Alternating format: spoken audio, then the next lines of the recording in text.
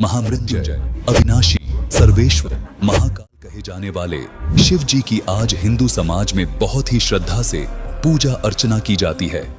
लोग उन्हें सर्वश्रेष्ठ मानते हैं और ये भी कहते हैं कि उन्होंने मृत्यु पर विजय प्राप्त कर ली है। बहुत सारे संत, महंत और धर्मगुरु भी इसी कथन का समर्थन करते हैं और शिव जी को ही सबसे समर्थ भगवान बताते हैं। परंतु संत रामपाल जी महाराज एकमात्र ऐसे संत हैं जिन्होंने हमारे पवित्र सदग्रंथों में शिव जी की समर्थता के विषय में कई सारे चौंकाने वाले प्रमाण जनता के सामने उजागर किए हैं, जिनकी सच्चाई आज से पहले हमारे सामने नहीं आ पाई। शिव जी की शक्ति और समर्थता का परिचय देती हुई एक सच्ची घटना की वास्तविकता से आज हम आपको रूबरू करवाने वाले हैं। इस हकीकत को जानकर आप भी आश्चर्यचकित हो जाएंगे कि क्या सच में शिव जी ने मृत्यु पर विजय पा ली है? क्या वे महामृत्युंजय कहलाने योग्य हैं? इन अनसुलझे प्रश्नों के उत्तर जानिए इस सत्य कथा के माध्यम से, जिसमें शिव जी का सामना उनके ही एक परम भक्त भस्मागिरी से होता है। देखिए सत्य घटना पर 2D एनिमेशन वीडियो। कौन है शिव जी से भी समर्थ? एक बार एक भस्मागिरी नाम का शिव जी का साधक था, जो आगे जाकर भस्मासुर कहलाया। उसने शिव जी के द्वार पर कैलाश पर्वत के सामने शीर्षासन योग मुद्रा में भगवान शिव जी की साधना करनी प्रारंभ कर दी। 12 वर्ष की तपस्या के बाद माता पार्वती जी ने भगवान शिव जी से कहा कि हे स्वामी, आपका ये भक्त 12 वर्ष से आपकी साधना में लीन है। इसका क्या अभीष्ट है? उसे संतुष्ट कीजिए भगवान। अपनी पत्नी पार्वती जी की बात सुनकर भगवान शिव भस्मासुर के पास आए और कहा, उठो भस्मागिरी, मैं तुम्हारी तपस्या से प्रसन्न हूं। बोलो, क्या चाहिए तुम्हें? प्रभु, पहले आप वचनबद्ध होइए, तब मांगूंगा। ठीक है, हो गया वचनबद्ध। बोलो, क्या चाहते हो? भस्मागिरी ने अपनी शीर्षासन योग मुद्रा त्यागी और सीधा खड़ा होकर बोला, भगवान, मुझे आपका ये भस्म कंडा दे दीजिए। भगवान शिव जी के पास एक ऐसा कड़ा था जिसे अगर किसी भी जीव के सिर के ऊपर लाकर भस्म बोल दें तो वो भस्म हो जाता था। भगवान शिव ने विचार किया कि साधु आदमी है और जंगलों में रहता है, तपस्या के दौरान जंगली जानवरों से अपनी रक्षा के लिए मांग रहा होगा। शिवजी वचनबद्ध थे। उन्होंने अपना कड़ा निकालकर भस्मागिरी को दे दिया। ठीक है भस्मगिरी, तथास्तु।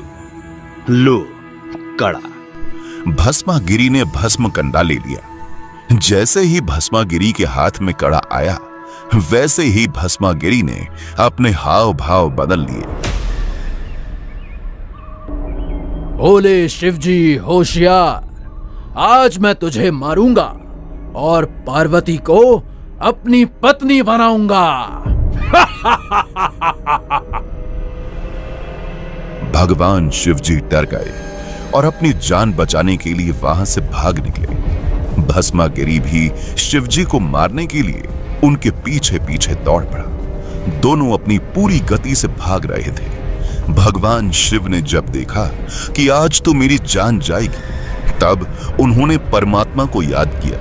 तब पूर्ण परमेश्वर, सर्व सृष्टि रचनहार कबीर साहिब जी भगवान शिव जी की जान बचाने के लिए आए। कबीर साहिब जी ने माता पार्वती का रूप बनाया और भस्मागिरी के सामने खड़े हो गए और भस्मागिरी को अपनी ओर बुलाया। भस्मागिरी ने सोचा, चलो पहले पार्वती से मिल लेता हूं, शिव तो वैसे भी यहां नहीं आने वाला। कहां भागे जा रहे हो ऋषि जी? रुक जाओ, दो बात कर लो। मेरे लिए तो आपने इतनी तपस्या की है, आप मुझे कुछ नृत्य करके दिखाओ ताकि मैं आपसे प्रसन्न हो जाऊं। नृत्य? अरे, मैं तो तपस्वी आदमी हूं, मुझे नृत्य नहीं आता। मैंने कभी भी नृत्य नहीं किया। कोई बात नहीं ऋषि जी, मैं आपको सिखाती हूँ नृत्य कैसे किया जाता है। पार्वती रूप में परमात्मा कबीर साहिब नृत्य सिखाने का नाटक करने लगे। नृत्य सिखाने के दौरान जैसे ही भस्मागिरी का भस्म कंडे वाला हाथ उसके खुद के सिर के ऊपर आया, तभी पार्वती रूप में परमेश्वर ने कहा, भस्म। इतना कहते ही भस्मागिरी वहीं भस्म हो गया और कड़ा तथा राख शेष बची। पार्वती रूप में कबीर परमात्मा ने कड़ा उठाया और विष्णु भगवान का रूप बना लिया। विष्णु भगवान रूप में कबीर परमात्मा कड़ा लेकर शिवजी के आगे कुछ दूरी पर खड़े हो गए। भगवान शिवजी भागे जा रहे थे। विष्णु रूप में कबीर परमात्मा ने पूछा, क्या हुआ भोलेनाथ, कहां भागे जा रहे हो? कोई विपत्ति आ गई क्या? भाग लो विष्णु, भाग लो। एक दुष्ट साधक ने मुझसे मेरा भस्म कड़ा धोखे से ले लिया है और अब मुझे मारने के लिए मेरे पीछे पड़ा है। भोलेनाथ, ये लो तुम्हारा कड़ा। अरे नहीं नहीं, ये वो कड़ा नहीं हो सकता। ये वही कड़ा है। भस्मासुर अब नहीं रहा। ऐसा कैसे हो सकता है? ऐसा क्या किया आपने? मैंने पार्वती रूप बनाकर उससे गंडहत नृत्य करवाया और जैसे ही उसका खुद का हाथ उसके सिर के ऊपर आया, तभी उसको भस्म कर दिया और ये भस्म कंडा प्राप्त किया। अगर मेरी बात पर विश्वास नहीं हो रहा तो चलो मेरे साथ, उसकी राख दिखा देता हूं आपको।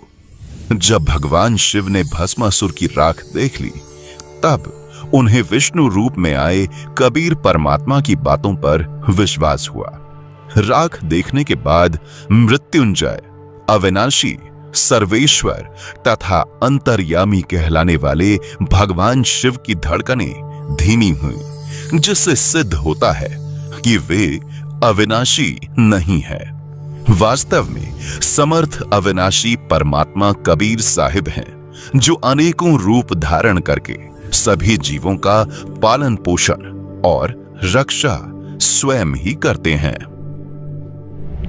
दर्शकों, इस 2D एनिमेशन को देखने के बाद अब आप शिवजी की समर्थता की हकीकत को जान पाए होंगे। वास्तव में तो समाज की दृष्टि में महामृत्युंजय, अविनाशी और अंतर्यामी कहे जाने वाले शिवजी खुद ही नहीं पहचान पाए कि उनके भक्त के मन में क्या इच्छा है। दर्शकों, सच्चाई तो ये है कि शिवजी से भी ऊपर कोई परम शक्ति है, समर्थपूर्ण परमात्मा है, जिसने उनकी जीवन रक्षा की। पूर्ण परमात्मा कबीर साहिब जी ही वो अविनाशी, महामृत्युंजय, अंतर्यामी परमात्मा हैं, जिनकी गवाही पवित्र धर्म शास्त्र भी देते हैं, जो अन्य रूप धारण करके अपने भक्तों की आस्था को कायम रखने के लिए उनकी रक्षा करते हैं। दर्शकों, आपको बता दें कि इस छुपे हुए अद्वितीय अनमोल ज्ञान को हमारे सामने तत्वदर्शी संत रामपाल जी महाराज जी ने उजागर किया है। दर्शकों, यह 2D एनिमेशन वीडियो संत रामपाल जी महाराज के सत्संग प्रवचनों का अंश मात्र है। संपूर्ण आध्यात्मिक ज्ञान प्राप्त करने के लिए अवश्य सुनिए संत रामपाल जी महाराज के मंगल प्रवचन। संत रामपाल जी महाराज के मंगल प्रवचन सुनने के लिए आज ही प्ले स्टोर से डाउनलोड करें संत रामपाल जी महाराज ऐप और सब्सक्राइब करें हमारा YouTube चैनल संत रामपाल जी महाराज।